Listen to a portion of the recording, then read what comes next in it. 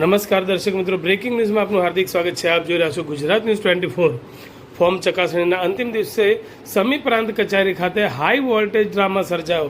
સમી જિલ્લા પંચાયત બેઠક ઉપર 2 કોંગ્રેસ ઉમેદવારોનું મેન્ડેટ અપાતા ગૂંચવણ ઊભી થઈ. કોંગ્રેસ તરફથી રમેશભાઈ ઠાકોર અને બીજા ફોર્મમાં રણછોડભાઈ સિંધો બંને ઉમેદવારી નોંધાવી. પ્રાંત કચેરી ખાતે દિવસ દરમિયાન કોંગ્રેસના આગેવાનો અને કાર્યકરોનો જમાવડો જામ્યો હતો. અંતે ચૂંટણી પંચના નિયમ મુજબ પ્રથમ ફોર્મ ભરનારનું ફોર્મ માન્ય રાખ્યું હતું અને તે મુજબ પ્રથમ ફોર્મ ભરનાર રમેશભાઈ સિંધવની ઉમેદવારી માન્ય રહી હતી.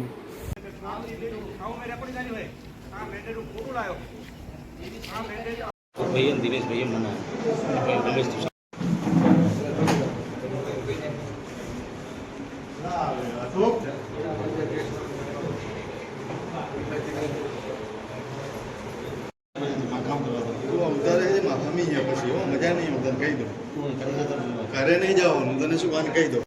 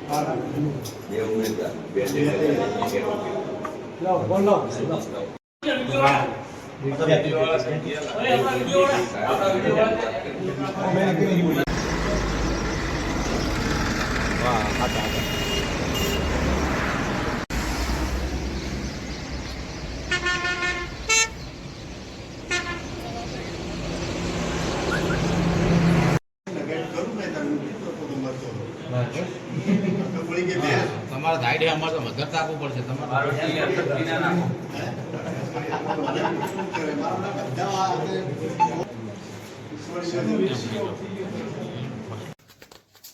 આજ રોજ ચકાસણીની તારીખ હોય અને સમી એ ચૂંટણી અધિકારી અને જિલ્લા પંચાયતના ચૂંટણી અધિકારીમાં 3 સીટોમાં 4 દૂધખા, 5 ગોચનાદ અને 22 સમીમાં કુલ માન્ય ઉમેદવારો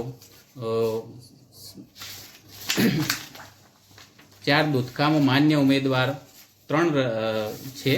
ગણપતકુમાર ભાવનાબેન શક્તિસિંહ, નર્મદાબેન સોમાભાઈ પરમાર, હંસાબેન જસવંતભાઈ મકવાણા આ 3 માન્ય ઉમેદવાર ગણેલ છે 4 દૂધખા માટે. 5 ગોતનાદમાં 3 માન્ય ઉમેદવાર રાખેલ છે. સામાન્ય સ્ત્રીની સીટ હતી. એમાં દાડમબેન માદેવભાઈ બલગામા, ધનીબેન વિક્રમભાઈ ઠાકોર, નીતાબેન અશોકભાઈ ચૌધરી.